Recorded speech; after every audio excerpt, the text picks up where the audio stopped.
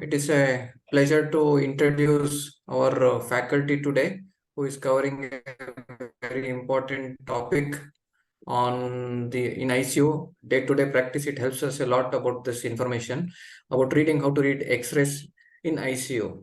It is one of the most demanded topics by the various ICU trainees. So this information will help us in managing the case better. We have with us our Dr. Shiv Kumar Swami, who is head of the department of radiology at HCG Hospital Cancer Center. He is a very distinguished faculty who has done his DNB in radio diagnosis and has also received a European diploma in radiology from Vienna. Over to you, Dr. Shiv Kumar Swami. Any clarifications, any doubts, we'll cover at the end of the talk.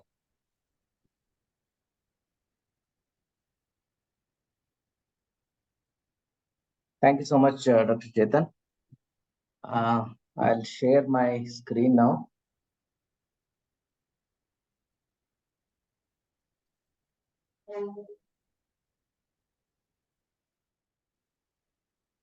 I don't have the option of sharing the screen. Yeah.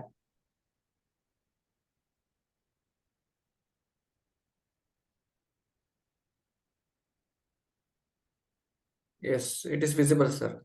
Okay, right. Thank you. Good evening. So I have divided this topic into two formats. One is how to read the chest radiograph, and then mediastinal lines and stripes. I think following sessions probably I can cover the lines and tubes, especially which is important in the ICU setting. So without wasting much time, I'll just go on to go on how the X-rays are read and what do we call, what are the terminologies, what are used. So basically on X-ray, we talk about densities. On the one hand, it's the black and the other hand is the white. So the black is obviously air. If you see outside the chest radiograph film, like in this particular case, yeah, these areas are definitely black, which is air, vacuum, and the lungs, they do contain air which appear black. On the other hand, whatever soft tissue and also fluid containing structures will be seen as a little high density, or the whitish structures, and bones of course will be more dense and it will be seen more denser. Calcification on the other hand is even more denser, that we can appreciate on a routine chest radiograph. So we talk about density is the terminologies we generally use while reading the CT scan, but quite often it is interchangeably used. But what I want to say is that as much as possible, try to use the terminology opacity or in reading the chest radiographs. So coming to the chest radiograph, most important thing is the technical aspects, what we have to look at. Now, first is the identification. Now the marker will be put on the chest radiograph on the top corners, either right or left. Which is the left, which is the right, it will always be mentioned, because this can lead to erroneous diagnosis of dextrocardia or situs inversus and such things. So it's the duty of the radiographer that he has to place the marker properly while taking the radiograph. That's one of the important thing. Of course, the patient name is important. Study date and timing is also important, especially in ICU setting where repeated radiographs are obtained within a day, probably as many as 5 to 10. So it's important that the chronology of the chest radiographs that is being taken, especially after placing any important access, either it could be tracheal tube or it could be vascular access or NG tube. So it's important. We have to look at the timings of the chest radiographs, not just read it randomly. Next thing is the projection, whether it's PA or AP, that is posterior to anterior or anterior to posterior, which I'll show the differences why it is important. But in an ICU settings, it so happens that we end up taking only AP radiograph. There are some of the disadvantages when you are primarily looking at the lung parenchyma, but nevertheless, this is more or less accepted format. Now, position, whether the patient is upright, standing, or supine position, which is also matters because when somebody is lying down, the fluid displacement happens, and you will get that veil-like opacity on the lung, which can sometimes lead to missing the findings on the radiograph. Now, another important factor is the inspiratory effort. If somebody takes a good breath and holds the breath while taking the radiograph, especially in the upright position, you get a good view of the complete lungs. On the other hand, when it's taken in an expirated radiograph, you will see that more or less the lungs are constricted and the diaphragm pushes, and we may end up missing out important structure. Always it's either the mid or full expiratory radiograph that is very important in a routine setting, which may be difficult, but trying to train the radiograph that, even though the radiographs are known, but if you are not happy, it should always have a good inspiratory radiograph. Exposure in the sense the amount of X-ray beams that are shown. So there is something called as overexposed or an underexposed. Underexposed will look more whitish, overexposed will look more blackish on the radiograph. This again, if it is not optimal, we may miss out some of the important structures like smaller nodules or even vascular structures and other things. So even the ideal would be like, the intervertebral disc should be just visible in the thoracic spine. That's the thing. And also when you're looking at the lungs, the pulmonary vasculature should be faintly seen all around when you try to uh, go to the periphery of the chest radiograph. Positioning, rotation, these are some of the things which are technical again. You have to look at the medial end of the clavicles in the spinous process of the thoracic vertebrae. It should be equidistant. That's the ideal exposure. Otherwise, it may give significant amount of erroneous diagnosis of uh, cardiomegaly or even missing uh, some of the costophrenic angles, which we end up missing the pleural effusion and other things. Now, so four major positions in routine chest radiographs. One is, as I said, PR, APR, lateral, or even decubitus view, where you want to see the displacement of the fluid, or sometimes even patient cannot sit down, but you still want to see how the fluid, what is it, try to quantify the fluid in the pleural space. We may end up doing the decubitus view, and even it can help in some of the cavities with fluid levels. So when I say AP is that the X-ray beam will go from the front of the patient and will reach the radiographic film or the cassette from anterior to posterior, and the posterior to anterior is the X-ray beam will go from the posterior aspect of the subject and reaches the film. So this is a slide which shows how the PA and the AP radiograph look like. So there are definite subtle changes which you can observe. Now the lungs are definitely seen better on PA view. You see that more and more lungs are seen. This is a good inspiratory radiograph, what we can call. You can see all the areas within the lung, and also, as I said, a good film is that you should be able to see intervertebral disc in the thoracic spine, and the cardia and the retrocardiac regions. All that is very well seen in a PRA radiograph. But on the other hand, AP, what happens is the bone osseous structures are seen more better. So basically, in this the spine is posterior. This gets accentuated on the cassette or the film in the AP radiograph. So you see the osseous structures, the ribs are all very well seen. Though you see lungs, but then uh, the quality of lung parenchyma, what you see on PA is definitely less. And of course, there will be apparent cardiomegaly, but our heart definitely looks larger in PA radiograph, in AP radiograph, because of the magnification factor. And mediastinum also looks very prominent. we may end up calling this as widening of the mediastinum, and generally the diaphragms are slightly higher in position, and the pulmonary vascular structures are also higher, more.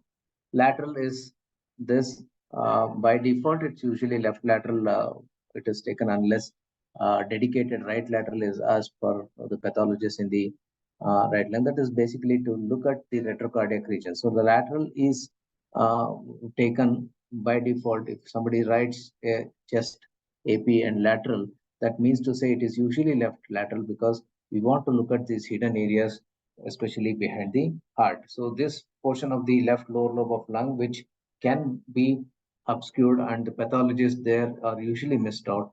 So it's the left lateral which is taken. And not just the cardia, it not just the cardiac demarcation that gives, but also you can see nice aortic arch here, which goes all around. This is the hilum, the pulmonary vasculature, and if you see, this is the air lumen or the tracheal lumen. Decubitus is something like this. So if somebody is lying absolute supine, the fluid displacement will be uniform, and then it gives that varying effect on the lung. And one lung may look brighter and the other look, the normal lung will be looking little relatively darker. But then uh, exact quantification, what is the fluid, is the free fluid or the encapsulated fluid, is something which, to know, it's always good to do a decubitus view, and you can see nicely here how it is depicted, the fluid that's been displaced on a lying down position. I had mentioned these things also. We'll just look at how these things are seen. I was talking about good inspiration radiograph, which is this, where you see definitely at least anterior six ribs are seen, and the posteriorly uh, at least 9 to 10 ribs should be seen. That's a good inspiratory radiograph. And on a poor inspiratory radiograph, you will not see those many ribs. You can see, that means to say the lung, the diaphragm comes up, and then part of the lung parenchyma, which is anterior and posterior diaphragm, will be hidden areas. Usually in a expiratory radiograph, you'll see only up to 4 or maximum 5 intercostal spaces on chest radiograph. Now, exposure is something which I was telling. This is a good exposure film where the optimal KV and MA is used, which are the factors that are routinely described in taking up the radiograph. So this is the optimal good exposure radiograph, where it takes into account into multiple factors, especially the whether it is supine or upright position, and also the size of the patient. Uh, all these factors will come into play. Overexposed is when the factors of the where the KV and MS are very high, and then it blackens out the complete radiograph, which will give us a optimal study. Underexposure, when the factors, especially this happens when an obese patient, where no matter how much you try, sometimes these underexposed films, though in the central part the lungs may look good, but then in the periphery you don't know really what is happening. Is it because of the underexposure? These areas whitens up, and you definitely don't see the spine properly.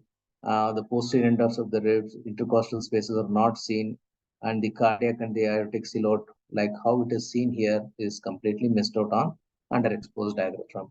Rotation is how this is analyzed. You see this thoracic spinous process and the medial end of the clavicles. Ideally, it should be equidistant.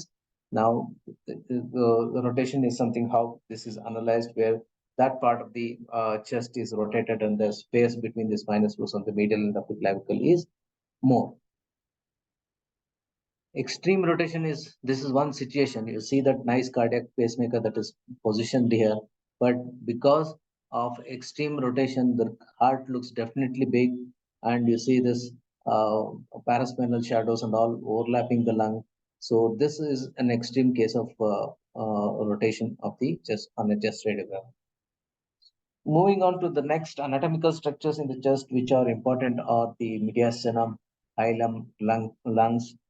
Ideally, we shouldn't be using the word lung fields, because we are not talking about fields. It's just the lungs, uh, and it is described in a sense that which area we are looking. We have to give whether it upper, mid, and lower zones is the radiograph. But when you are reading CT chest, you should be very specific on which part of the lobe we are trying to describe. Then comes the diaphragm domes, pleural surfaces, and then pleural recesses, then bones and soft tissues. So it is good to go from central to periphery in general. Look at the mediastinum, look at the hilar structure, then go to the lungs individually in different zones, upper, mid, and lower zone on either sides of the lungs. Then come to the diaphragm domes, go to the pleural surfaces or the pleural recesses, and then bones, and then soft tissues. So this how the normal radiograph looks like. You see the nice clavicle, then the tracheal lumen, the tracheal bifurcation, right and left main bronchi. Now that we have more and more computer radiography and digital radiography will still give better wide longitudinal range where you can widen the window to see different structures individually. Supposing if you are looking at bones, you can try to blacken out the lungs and then see only the spine, and then and on the other hand, if you want to see the lungs, you can whiten out the spine completely and then try to see the lungs and also the parenchyma. So one important structure things that we have to look at is the whether there is a rotation, what is the exposure, is it a good inspiratory or the expiratory radiograph. These are the general things that has to be taken, and ideally the lung pleural recesses should be included in the radiograph. There's no go that if someone takes a film like this, it is incomplete. You should ask for a repeat radiograph by any ways. Especially this could be a problem so if someone is having an emphysematous chest where the lungs are huge, these things can be missed out. But otherwise also in a larger surface area individual and also emphysematous chest, this can be a problem. So you look at whether the adequate areas are included on the chest radiograph and there is no rotation, good inspiratory film. So you start looking at the mediastinal structure, mainly the trachea, superior mediastinum, is there any widening or not? Then you look at the aortic knuckle. Knuckle also is not a term which should be used. Ideally, you should call it as aortic arch. Then descending thoracic aorta, paraspinal stripe. Then you look at the bronchial divisions in the central part and the hilum. You look at the pulmonary vascular structures, whether they are dilated or not, and see if there are any densities which can show lymphadenopathy. Then comes the cardiac margin. You look at the right and left cardiac margin. Definitely the base is more or less silhouetted because of the diaphragm itself. Then move to the lungs. You ideally go in a fashion, starting either right or left side, go from top to bottom. In this fashion, the first two intercostal spaces are called as upper zone. Next is mid zone, next to intercostal zone. The lower one will be lower zone. So there are areas where we can say exactly which lobe is in what. So you go in this fashion on both the lungs, then look at the pleural recesses on either side, not just the lateral but also in the medial aspect. This is the normal fat that is seen. Then individually look at the bony thoracic cage, including the ribs, thoracic spine, clavicles, scapulae, and then go to the soft tissues of the soft tissues of the chest. Moving after that, you should always look at the abdomen. So you will see gastric air bubble and also colonic gas at some times. Gastric fundal gas is something which has to be seen on the radiograph, which is seen on left side below the heart or the left dome of diaphragm. So normally the right dome of the diaphragm is slightly on the higher side. The reason being with the cardia being normally on the left side will have some pressure which will push the which will make the diaphragm slightly on the lower side. So when it is important, if it is more than one and a half intercostal space left or more than 2 to 3 centimeters, you can call this as abnormal positioning of the diaphragm and look for any diaphragmatic pathologies if you don't find any pathology in the lung itself. So this is the lateral right lung. This is the right lateral view and the left lateral view. So this is the major fissure that runs from almost T4 to the anterior costopenic recess. This is a major fissure. On the right side, you have the minor fissure, which will divide the upper and the middle lobe. And on the left side, you have one major fissure, which will have upper lobe in the superior aspect. Then comes the lingula, and then the lower lobe below the major fissure. Lucencies are something which you should look at.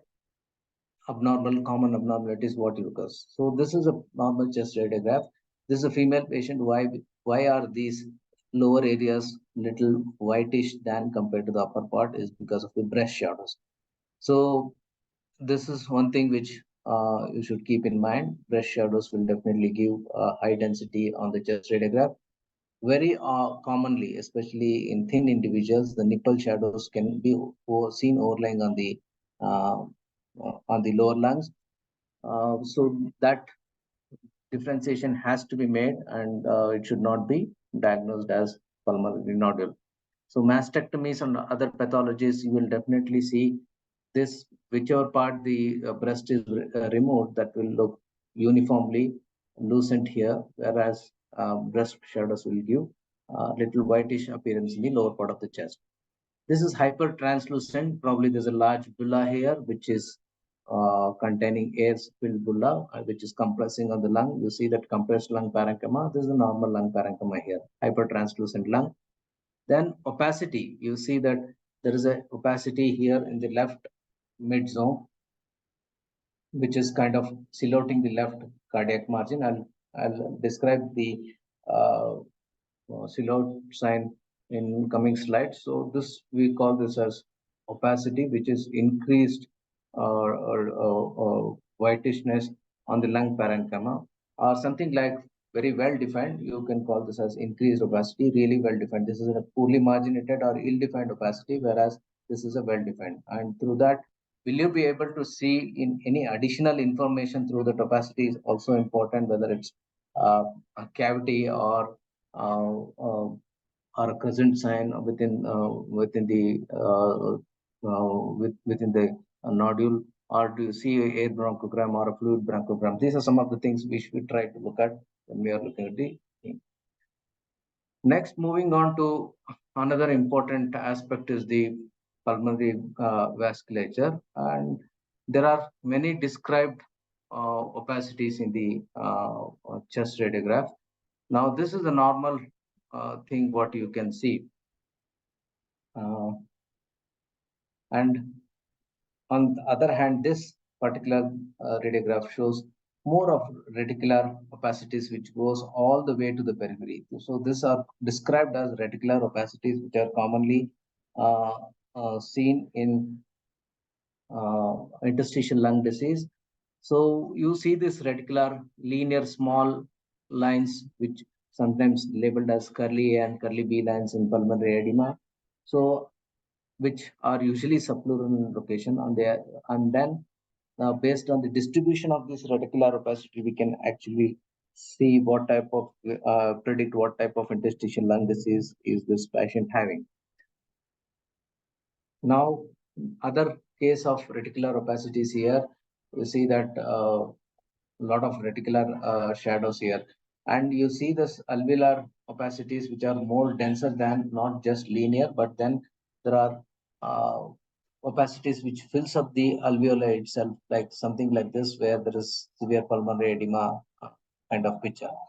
Another case of alveolar opacity where there is air bronchogram, but you see opacity completely involved in the left lung.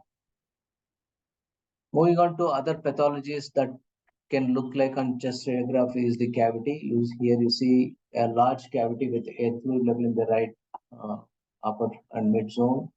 Through cavitating lesion, you should look at the wall, thickness of the wall. Usually, such big cavities are more common with infection, but cavitating neoplasms are also very well known.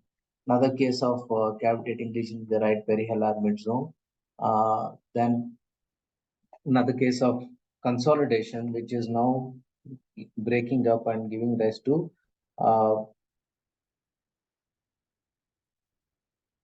giving rise to cavity formation within the consolidated area. So probably this is uh, an evolving abscess that comes. Multiple cavities or cysts, lung cysts. How do you differentiate between the lung cysts and the lung cavity? Is that cysts are usually will usually have a thin imperceptible wall, whereas on the cavitating lesions will have a thicker wall, like how you see in this particular case.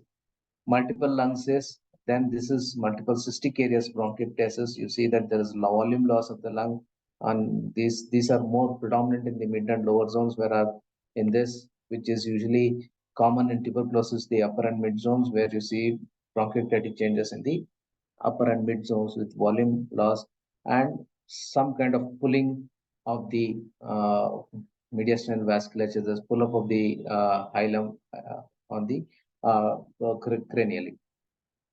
Consolidation is increased opacity with air bronchogram. You see the thin black lines within the dense areas. This is consolidation.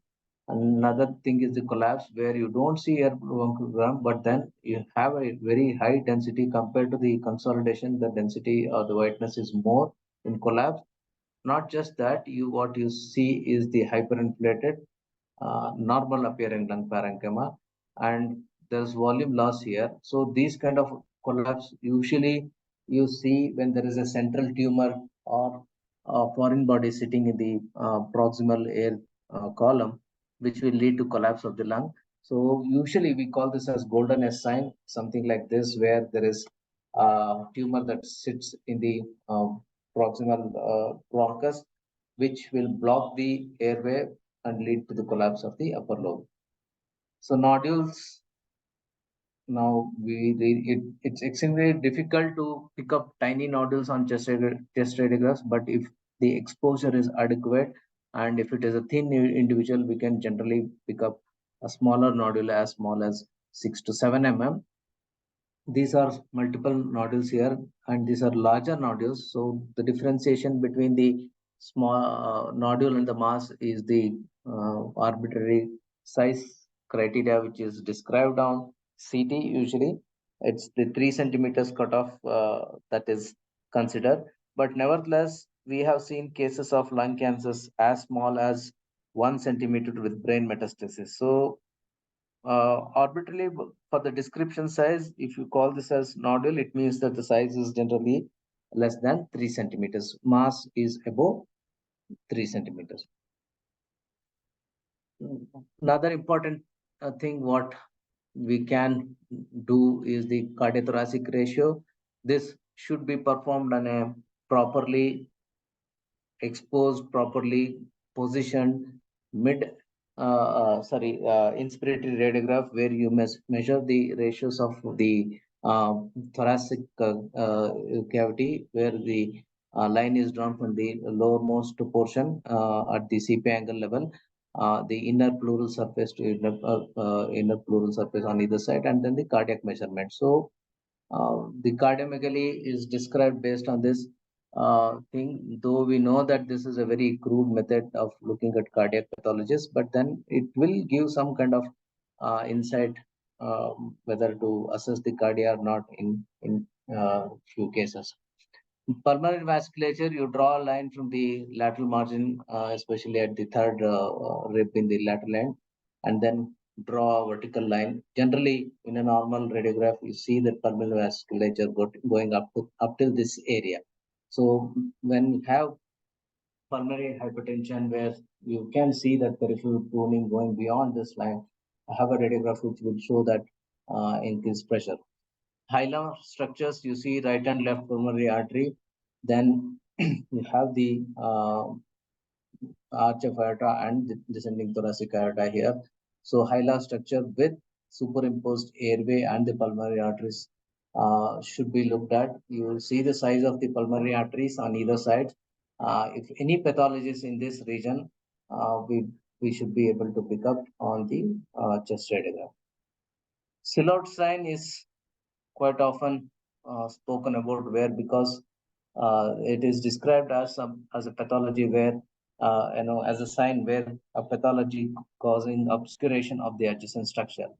So where like some pathologies, especially on the right side, like in this uh, radiograph on the right side, which all can cause, like the opacity here in the right lower zone has silhouetted the right dome of diaphragm. If the opacity in the right paracardiac region, it can silhouette this right cardiac margin. And then upper paratracheal, especially the ascending aorta, here just above the hilum, it can silhouette the ascending aorta. Then the paratracheal stripe, which will silhouette the paratracheal stripe. Left heart margin, mainly the left lower lobe or the lingular mass. Lingular mass will obscure the left lateral cardiac margin. So descending thoracic aorta, when it is behind the heart, left dome of diaphragm in between, it is in the basal segments. So, so the right diaphragm, as I said, is usually in the right lower lobe and the basal segment. Right heart, the right mid lobe and the medial segment of the heart. Ascending aorta, the right upper lobe or the anterior segment of the lung. The aortic arch, usually the left upper lobe or the posterior segment. Then left heart margin by the lingular segments here and the inferior segment.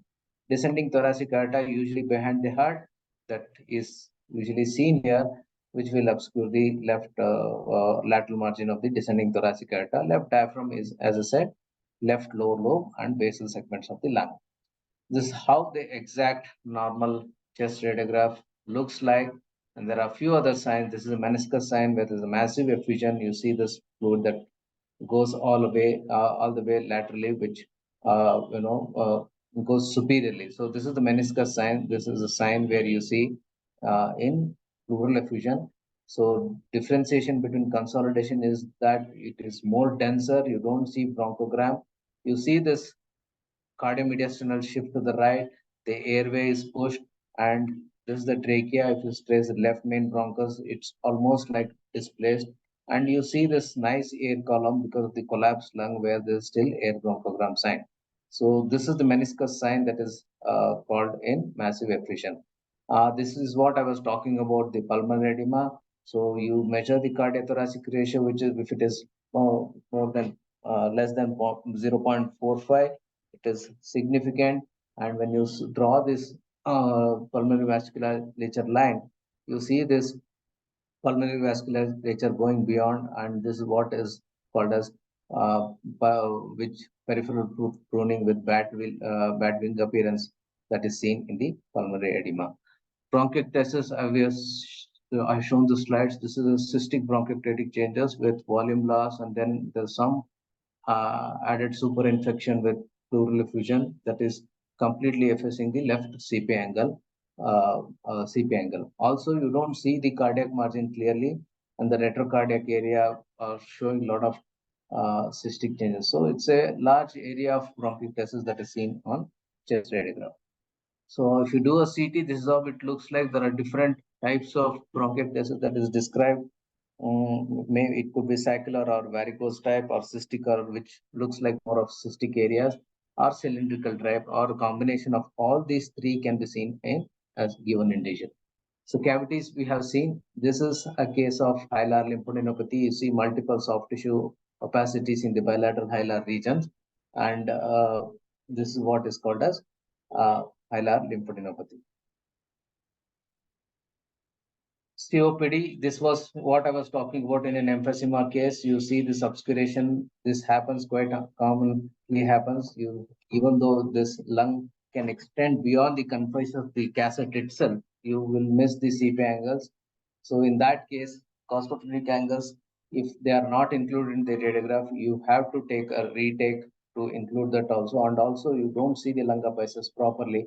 That also has to be included. Generally, you should see the lower cervical vertebra as well, and also the gastric fundus, and it should go beyond the angles. So this is another image of consolidation, cardiomegaly or pericardial effusion, very well sharply demarcated cardiac margin, but you see good aerated lungs behind the heart. Right upper lobe lung collapse, you see that mediastinum is shifted to the right, right lung collapse, completely collapsed lung, completely shift of the mediastinum, there is hyperinflated left lung. Massive right pleural effusion that causes shift of the mediastinum to the contralateral side, whereas the collapse will shift cause the shift of mediastinum on the same side. So these differentiations are important because you cannot differentiate. If you will be able to differentiate effusion and then collapse. But in any given case of such massive opacity in the unilateral lung, should always ask for a CT test because there could be underlying lung pathologies. It could be a pulmonary mass or could be foreign body or anything of that sort. So chest X-ray will guide. Like in this case, there is definite collapse which is pulling the mediastinum to the right. But on the other hand, a massive effusion can cause displacement of the lung mediastinum to the contralateral side. So this is a case of left lower lobe pneumonia. You see that siloted retrocardiac area and the descending thoracic area with opacity extending laterally. This is the lingular lobe consolidation, which usually will silhouette the left cardiac margin, which goes and merges with the heart shaft. Lung mass, this is central lung mass. You generally see when you see such big mass, there is compression of the airway and also pulmonary vasculature. Distally, you can expect some kind of collapse of the lung parenchyma. Pneumothorax, which is quite often missed, you have to be very careful. You have to change the window, especially if you are looking at the chest radiograph in the on a computer to see. Now, in this particular case, if you carefully see, this is the collapsed lung.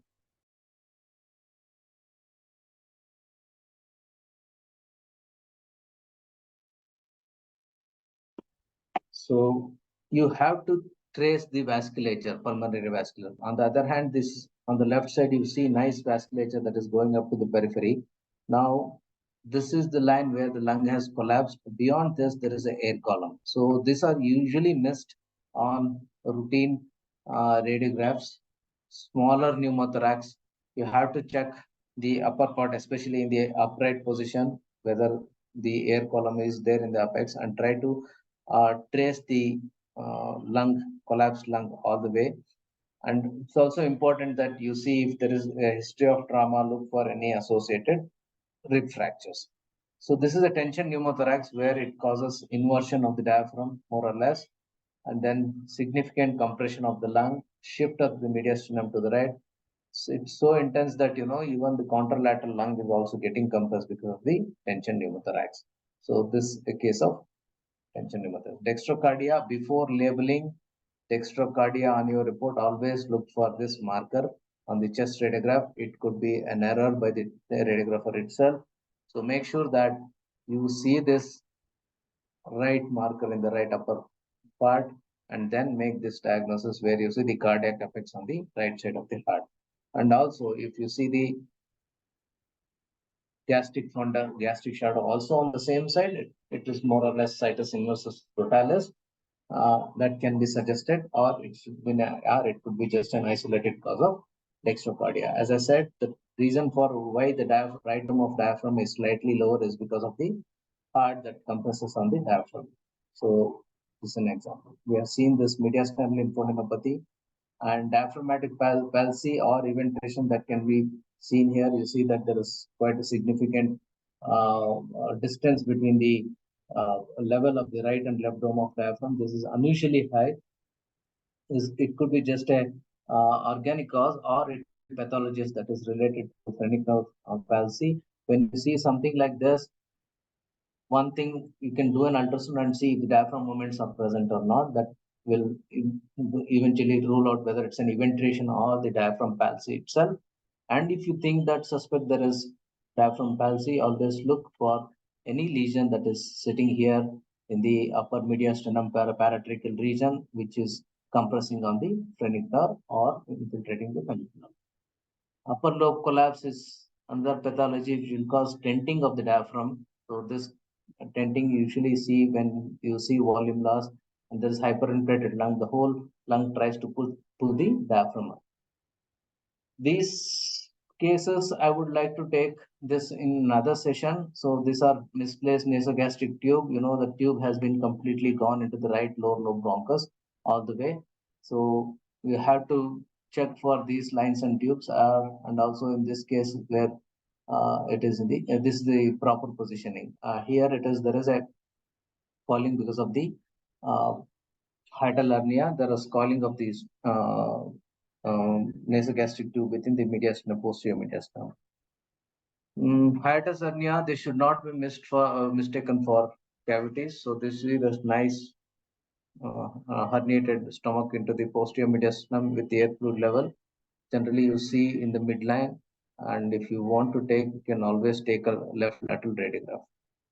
Left lower lobe collapse, as I was telling, you will miss out lesions. This absolutely looks normal chest radiograph, but if you don't see carefully for these hidden areas, you'll miss out on these pathologies. Some of the other hidden areas are behind the clavicles, below the right door of diaphragm, where if you see on the right side the air column, which means that there is a hollow viscous perforation in the abdomen.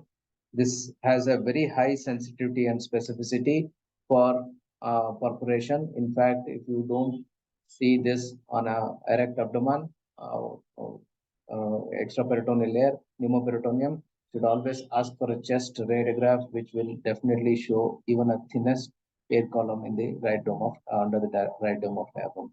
So periphery of the lung, especially along the medial margin of the clavicles, you may miss out some of the findings here.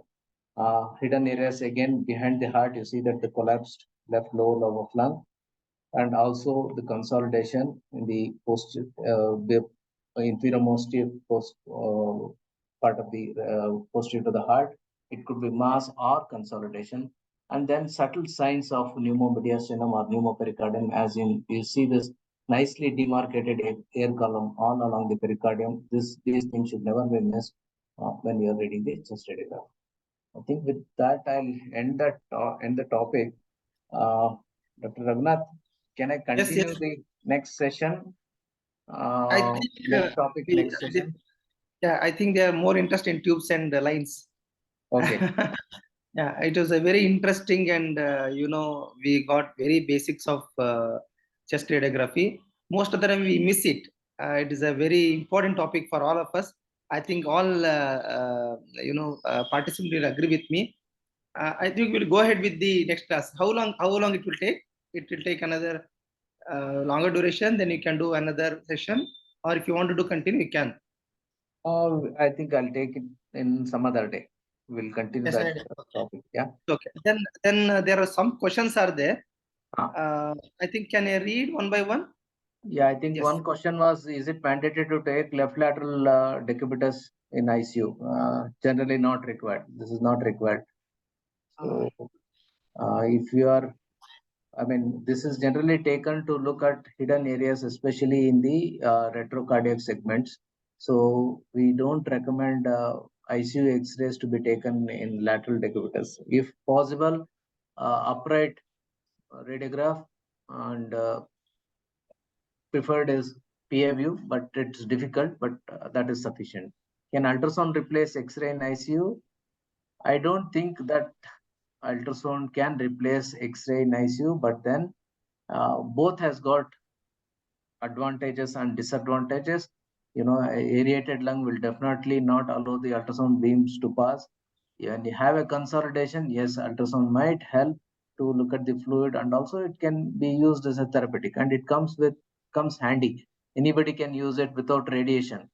Bringing up an X-ray machine, which will cause a lot of radiation.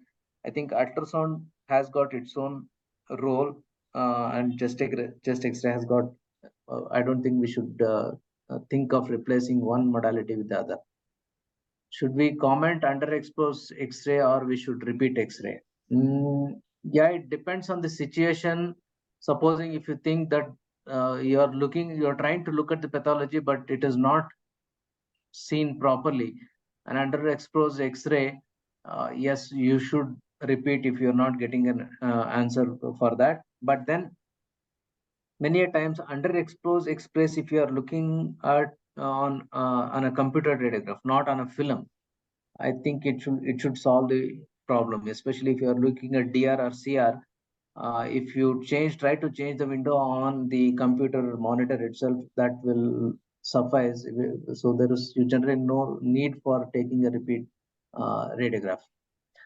Which is better, CR or DR? Any day DR is better, but it's very expensive, and it has got wide latitude of densities you can make out, but then the buying a DR is expensive affair. Here in CR, what you do is only have a X-ray cassette, but with a CR cassette which will be read on a computer monitor.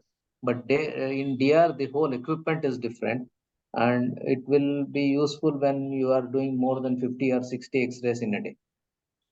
Should we do CT in case of massive pleural effusion after draining massive? Yes, of course, yes. Especially if it is unilateral, you have to think of doing a CT.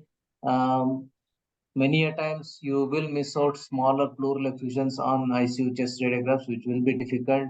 If doubtful, you will always do. Cardiac is fine because generally you see if it is a cardiac cause, you see effusion on either side. But unilateral massive effusion, you should always do CT. No doubt in that. There are other two questions, sir, in the chat box. Can you one attendee has requested to explain Silhouette signs again. And Explain the Silhouette signs again. Okay. Then how can we differentiate collapse and effusion in left lower zone? sir. Okay, I'll answer this question and I'll go back to the Silhouette sign again. So collapse, when there is a collapse, it will try to pull the lung on the same side. When it is an effusion, it will try to push. But you're talking about effusion in the left lower zone. Usually effusion is more laterally placed. It goes to the most dependent portion, especially the recesses. So the first thing what you see when you have effusion is the obliteration of the CP angle. So it is straightforward. If you see such small peripheral atelectasis or collapse, I think that should be still fine. You should not be worrying about that. The main thing is the retrocardiac area, which is generally not related to effusion itself. It is some pathology, either it is an infection or tumor or some kind of alveolar pathology you are looking at. That is when you have to see those areas. So effusion, yes, we can differentiate. It will be more periphery, and consolidation will have air bronchogram. If it is a tumor, it will be very well defined, rounded opacity, and alveolar are also can be seen. Any finding of viral pneumonia compared to bacterial? Most often this happens, we obtain chest radiograph when there is a secondary bacterial infection. It's like different phases of the evolvement of the pneumonia itself. Viral pneumonia are usually acute, continue to have spikings. I mean, with the COVID, we know that how it happened, but consolidation will have a proper opacity with air bronchogram. So viral pneumonias can coexist with that, but generally viral pneumonias will have more of ground glass opacities, whereas which is ground glass in the sense you will be still be able to see the vasculature. So these findings are usually seen on CT chest better rather than just radiograph itself. But chest radiograph per se will be very difficult to differentiate between the viral and bacterial. But viral pneumonias are usually very subtle findings. You will be able to see better on CT scan. So coming to the Silhouette sign,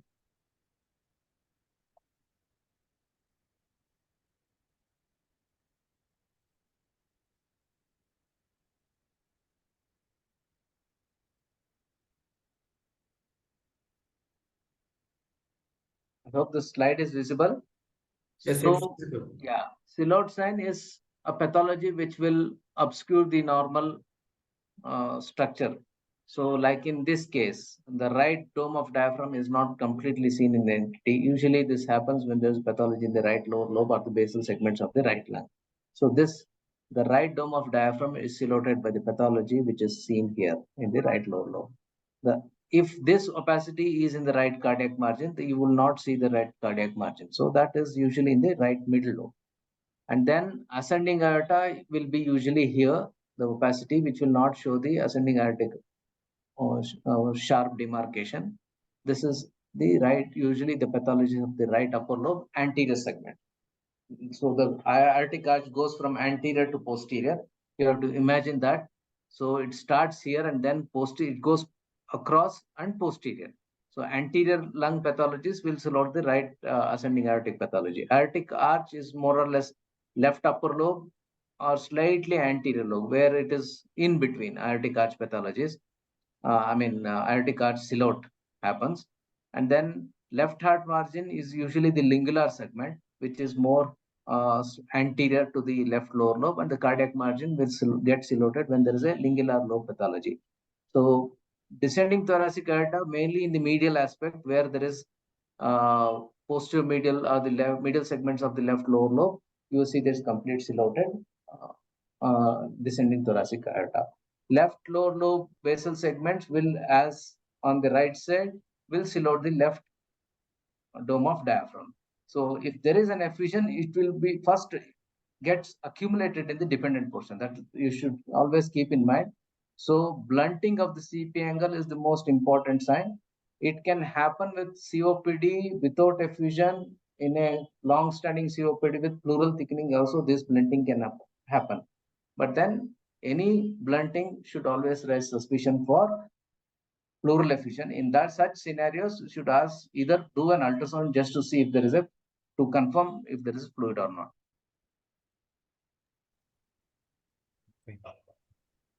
Uh, Thank you very much, sir. It was a very detailed presentation and excellent coverage of I all. have few questions. Yes. Dr. Shivakumar Swami, we always see, there is a radiological delay in clinical case when when we are managing patients. Sometimes, pneumonia appears after few days of fever spikes, and patient will be normal, but still pneumonia is persisting in the X-ray. So, how do you explain this radiological delay, and how long we can wait to appear or to disappear of these patches? Pneumonia, different stages. I think we are talking about different densities on a radiograph. So basically what happens is it goes through different phases. One is initial inflammation, then the fluid gets accumulated. That's when the density will start developing. So this takes uh, at, at least 4 to 5 days for the opacity to be seen on chest radiograph for sure. CT will be definitely very sensitive in such case if you are looking at deeper lung infection and not just upper respiratory infection. Even subtle ground glass you can pick up. That is usually attributed to viral pneumonias, and it is true also. Such ground glass opacities are usually related to viral pneumonias, whereas dense consolidation or secondary bacterial infections. Bacterial infections per se, to see on chest radiograph, it will definitely take at least 5 to 6 days on radiographs. When you feel, what about disappearance of that patch? Patient will be completely okay, and It generally takes time, especially if there is a breakdown of the consolidation, if there is cavity formation. These things will definitely take time. If the patient is doing good with no new onset of symptoms, complete normal functionality, the opacity to disappear, it may take up to 4 to 6 weeks. okay. And Yeah. Next question is, when you advise for CT nowadays, it is quite obvious to do CT scan when there even small patch seen in the X-ray. So it is quite obvious now. Everybody is doing CT chest. Most of the patients. What is your take on? Yeah, if you see any deep lung pathology, I would say that you should do CTs for sure, because sometimes what you see on chest radiograph may be just the tip of iceberg. Okay, it could look like a small area of consolidation. You may think that there's a small patch of consolidation, but then we have seen absolute normal chest radiographs, but multifocal areas of lung infections. So if you see an opacity in especially not in a COPD, we know that COPD patients are having lung infection for quite some time. But if you see a pathology on lung, chest radiograph, you should always ask for CT just to quantify what is the extent of the involvement. Okay. There is one more question is there, I think. How to differentiate between pleural nodules and lung nodules, sir? Sorry, I missed the question. How do you? How do you differentiate between pleural nodules and lung nodules by Dr. Rajini?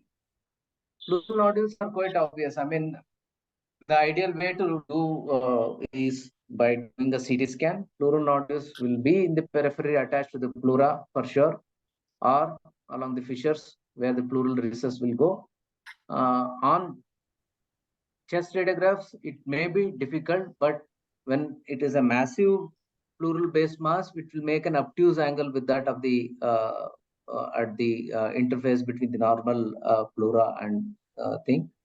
But CT will be able to definitely tell clear cut whether it's a pleural or parenchymal nodule. Any questions from Dr. Prashant Kumar?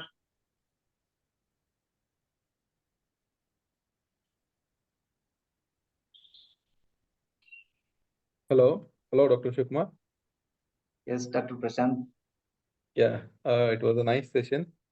I have just one question. Are the X-rays becoming safer, or is the radiation hazard still the same like what it was previously? Because in ICUs, what happens? They are taking multiple X-rays, and everybody is asked to move to one side. Is it really required, or we are safe? Yeah, definitely required to move to one side because we are all radiation workers. In the sense, whether Okay. I'm a radiologist or not,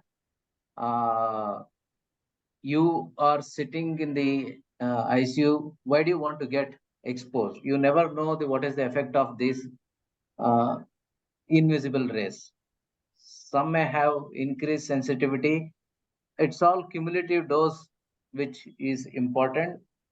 Any given day, try to avoid radiation because it's not one-time affair for us. For patient, it may be a one-time affair or a few couple of time affairs when they are in the hospital. But we in hospital will be exposed to these things on a regular basis. So it's always better take adequate precautions. What is the distance to be maintained in ICUs? The safe distance, especially if you have to stand close to the patient, it's always better to use a lead shield. That's it. Okay. Not just the apron or the lead apron for the chest or the thyroid gland, but a proper lead shield which will cover complete from head to toe if you have to stand close to the patient. If not, see to it that you are at least 6 meters away if you don't have any protection minimum. There's something called as scattered radiation which will go hit on the wall and then can come and hit your body. Okay, that radiation will also, though it is minuscule, it is also there, but it's all cumulative dose. If you keep taking even the scattered radiation or the secondary radiation for long run, which is also not good. But if you have an option to go out of the room, which is 9-inch wall, it's always good. Dr. Prashant, any more questions to discuss? No, no. I think that should be fine. I think we can wind up if there are no other questions. Good, then depends on. Anybody One would doctor, like to want? Rajini want to have one question in the chat box. Sir, to decide on CT or not, I would tend to think that it entirely depends on the clinical condition. If CT can bring significant change in management, then only it is wise to do. My 2 pence of opinion. Okay. Yeah, definitely. I mean, yes, I will not say that you do CT for every other case. Supposing even if you do a CT scan initially, but then how do you do the follow-up? It's not mandatory that you do repeat CT only. Only if the clinical condition is worsening and you're not getting a proper answer, yes, you repeat the CT. But otherwise, if what I mean to say, the sensitivity of CT is way beyond. You can't even compare with radiograph. how many hours of X-ray radiation will stay in ICU? Manjunath, Dr. Manjunath. Why do you want to stay hours together? I don't think you should be staying even a minute. If you have an option, don't get exposed to radiation. So he means to say whether the X-ray will stay once the exposure is done inside ICU.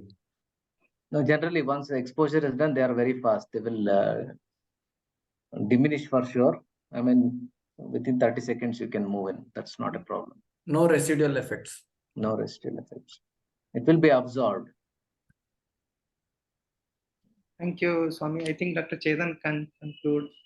with It the was a message. very good session on the basics of X-ray, and I thank Dr. Shivkumar Swami for giving a framework of how to study X-ray and interpret in bedside based on the pre-diagnostic criteria, pre-diagnostic probability, and X-ray features. Probably will be upgrading our clinical acumen to diagnose and treat the patients appropriately. We look forward to host you again with the next session on lines and tubes very shortly. Thank you very much for sharing your knowledge in this platform. I thank the organizers, Dr. Raghunath, Dr. Prashant Kumar as co-hosts, and also E-College of Critical Care to organize this webinar on this topic, important topic. Thank you. Thank you so much. Thanks for having me. So I'll let you know when, I'll coordinate and let you know when I'll be able to take the next session. I'll try to see if we can cover this in coming weeks itself. Thank you, sir. Thank you. very much. Thank you, Shivkumar Swami. Thank you. Thank you. Thank you, Dr. Shivkumar. Thank you, Dr. Chetan, and thank you, Dr. Raghunath. Thank you, Remedy. Thank you all. Thank Thank you. you all. Yeah, We'll end the sign session. off. Thank you. Thank you.